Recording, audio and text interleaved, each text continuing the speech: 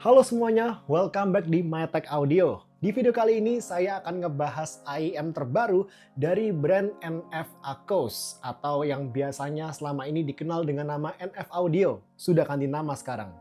Ini adalah NF Akos NM25 teman-teman. Seri penerus dari NF Audio NM2 Plus yang pernah saya review di channel ini di tahun 2024 lalu. Kalau kalian masih ingat. Disclaimer ya, seperti IEM dari NF Akos atau NF Audio sebelumnya, NM25 saya ini dikirim oleh NF Akos langsung dari China untuk saya review tanpa fee apapun. Malahan saya bayar cukai masuk untuk IEM ini. Of course, setiap produk yang dikirim dari luar Indonesia biasanya memang kena cukai, termasuk TWS-TWS dari Irfan yang pernah saya review di channel ini juga dikirim dari China. Oke, NM25 ini dijual di harga 199 US dollar atau kalau dikursin ke rupiah secara kasar sekitar 3,3 juta rupiah lah ya. Saya nggak tahu ya harga IEM ini kalau dijual resmi di Indonesia bakal di harga berapa. Karena for God's sake, NF Audio ini susah banget ditemuin dijual resmi di Indonesia. Karena alasan inilah, awalnya saya agak mikir-mikir dulu ketika ditawarin untuk nyobain IEM1 ini. Ya gimana, saya bikin reviewnya dalam bahasa Indonesia. Tapi di Indonesia sendiri, IEM ini susah ditemuin dijual secara resmi teman-teman. Memang sih ada toko official store-nya, saya pernah lihat ya, NF Audio. Tapi kayak koleksi IEM-nya tuh nggak lengkap dan saya nggak tahu apakah itu beneran dari NF Audio atau orang lain yang menyamar atau memanfaatkan NF Audio. Tapi setelah percakapan via email dengan NF Audio atau NF Akos, sekarang namanya udah ganti, dan dijelasin kalau NF Akos NM25 ini adalah penerus dari NM2 Plus yang sudah dibikin lebih refine, saya cukup tertarik untuk nyobain. Why not? NM2 Plus dulu itu punya PR yang cukup besar, terutama dalam hal tonality-nya, teman-teman. Presentasi box warna silvernya ini mirip banget sama NM2 Plus. Kelengkapannya juga bisa dibilang 90% mirip. Ada buku panduan, ada case IEM dari Fabric, lengkap dengan zippernya, ada adaptor 3,5 mm ke 6,35 mm, dan ada IEM beserta kabel silver plated 5N. Lalu juga ada berbagai ear tips. Yang membedakan dengan NM2 Plus hanya di bentuk case-nya ini dan jumlah ear tips yang dibawain. Case-nya NM25 cenderung mengotak pipih, kalau bentuk case-nya NM2 Plus dulu cenderung lingkaran pipih gitu. Untuk ear tips-nya, NM2 Plus dulu lebih banyak jenisnya. Kita dikasih atmospheric ear tips dan juga balance ear tips. Masing-masing dengan 3 ukuran, S, M, dan L. Sementara dengan NM25, kita cuma dikasih satu macam ear tips silikon, tapi kali ini dengan variasi ukuran yang lebih banyak. Ada 4 macam. Dan saya pribadi, kalau harus memilih, saya tentu lebih suka dikasih satu macam ear tips aja, tapi variasi ukurannya banyak, lebih bervariasi. Dibandingkan disediakan berbagai jenis ear tips dari berbagai material, tapi opsi ukurannya sedikit. Karena chance untuk ketidakcocokan dengan fitting di telinga saya bakal semakin besar tentunya. Di sini saya menggunakan ear tips ukuran small teman-teman. Konektor IEM dengan kabelnya di sini menggunakan 2-pin QDC ukuran 0,78 mm. Dan kabelnya nggak berasa mikrofonik ya. Waktu saya tes garuk-garuk, nggak terdengar sampai ke IEM-nya kok. Nice. IEM-nya sendiri terlihat cukup kompak dan kokoh karena menggunakan material yang sama dengan NM2 Plus. Materialnya diklaim menggunakan aluminium grade tinggi yang biasa dipakai di industri penerbangan, kata NF Akos. Jadi kalian bisa expect material yang ringan tapi kokoh. Dan di pemakaian saya selama kurang lebih 1 bulan terakhir ini, coatingnya nggak gampang kegores teman-teman. Which is nice, to be expected untuk harganya. Fitting di telinga saya terlihat simple. Dari depan, IEM ini nggak sampai terlihat melewati garis kontur luar daun telinga saya. Cukup nyaman dipakai berjam-jam tanpa berasa pengap, dan tanpa ada tekanan berlebih di telinga saya. Mungkin juga karena dual fan-nya ini bekerja dengan sangat baik untuk mengurangi tekanan berlebih di telinga saya. Lalu, ada tulisan NM25 monitor di bagian bawah sini.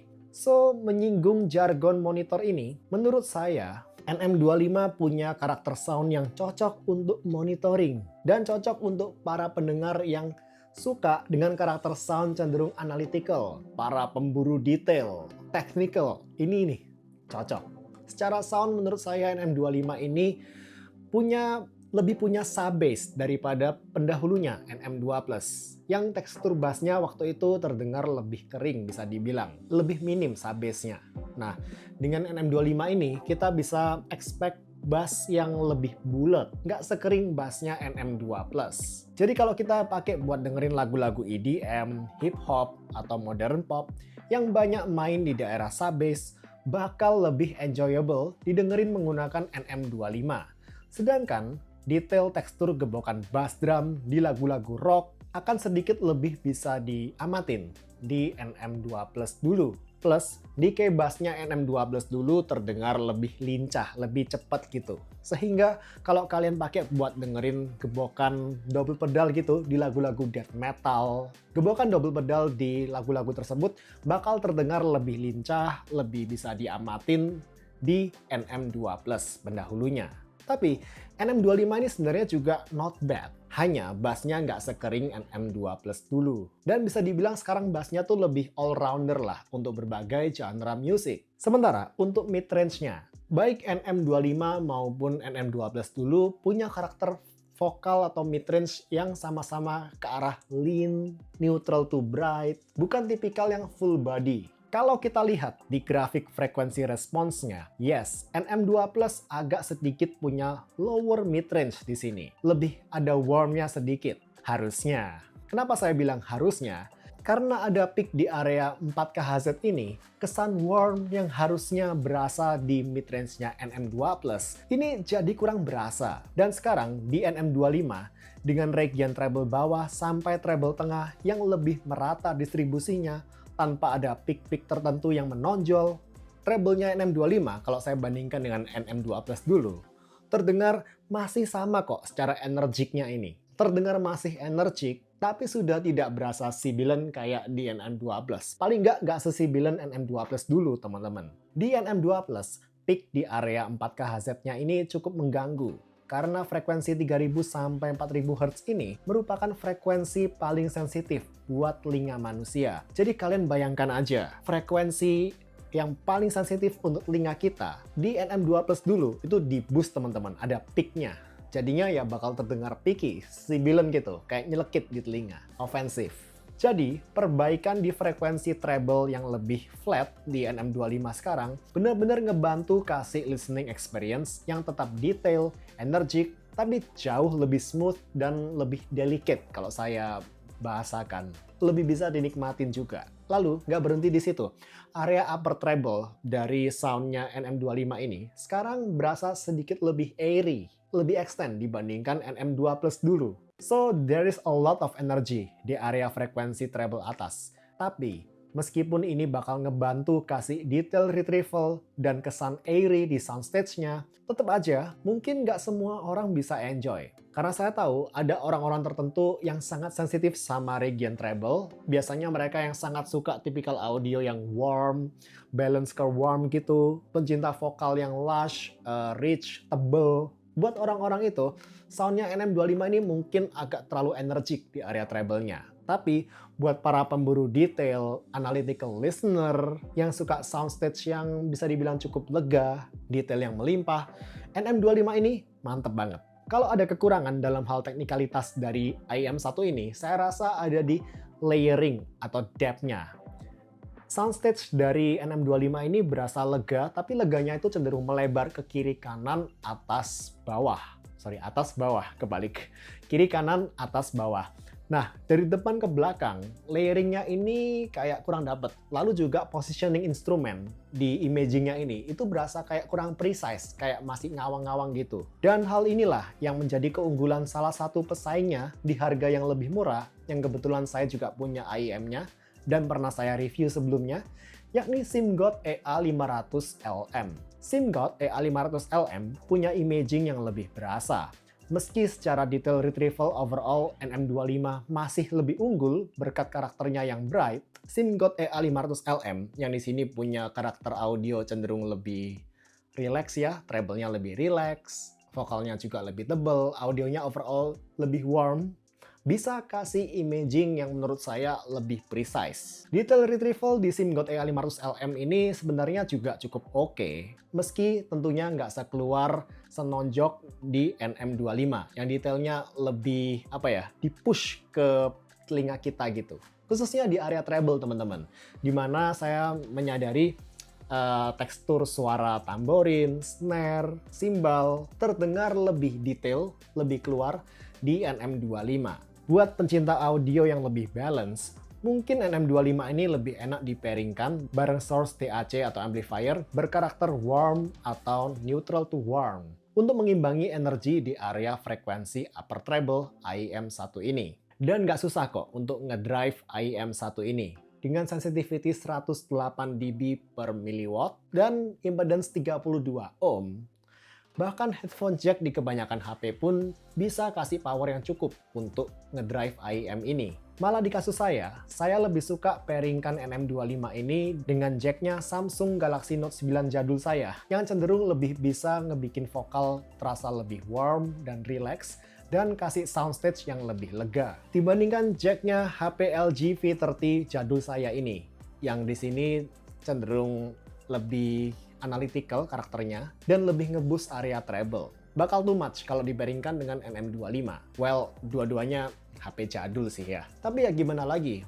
Dua HP ini termasuk dari generasi terakhir dari HP-HP yang punya headphone jack proper. Keduanya punya DAC chip yang cukup proper juga.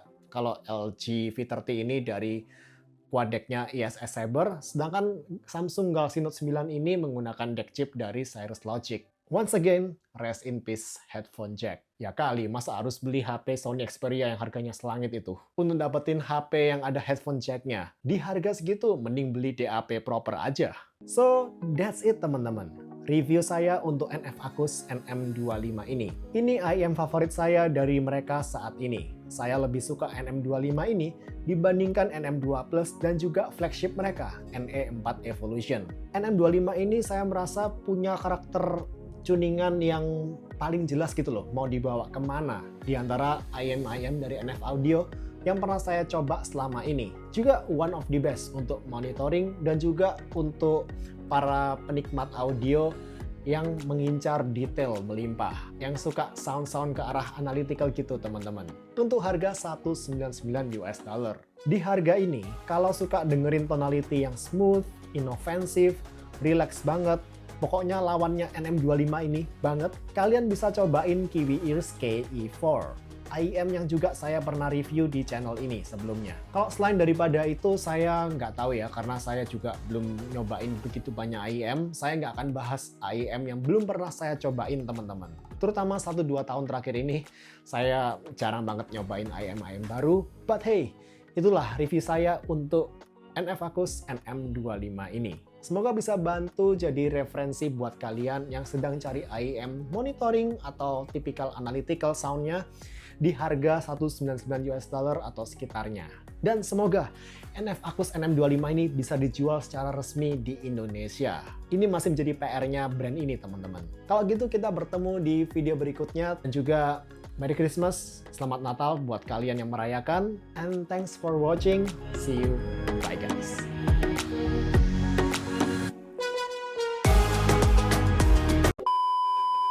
Merry Christmas buat kalian yang merayakannya dari Kenta. Dadah!